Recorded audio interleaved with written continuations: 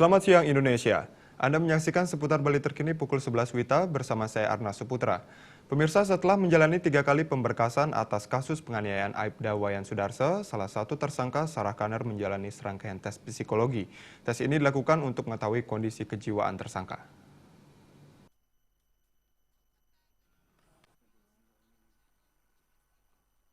Sejak pagi, salah satu tersangka kasus penganiayaan Aibda Wayan Sudarsa, Sarah Kaner, dibawa ke Mapolda Bali.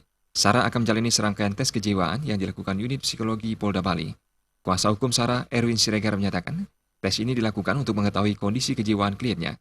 Hasil tes ini nantinya akan melengkapi berkas pemeriksaan yang sedang dilakukan tim penyidik Polresta Denpasar.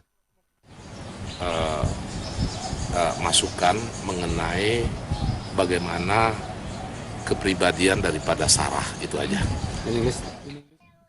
Wanita kewarganegaraan Australia ini telah menjalani 3 kali pemberkasan dalam pemeriksaan kasus penganiayaan hingga tewasnya Aibda Wayan Sudarsa, salah satu anggota Lantas Polsek Kuta. Dalam pemberkasan terakhir, Sarah menyatakan tidak turut membunuh.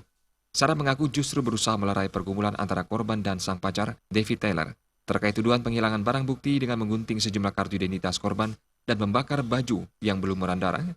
Sarah mengaku hanya membantu tindakan yang diinisiatif tersangka David Taylor. Rencananya, tes kejiwaan serupa akan dijalani tersangka David Taylor pada hari Senin 29 Agustus 2016. Ray Swantara, Bali TV. Sekian seputar Bali terkini kali ini. Terima kasih untuk perhatian Anda. Salam Indonesia.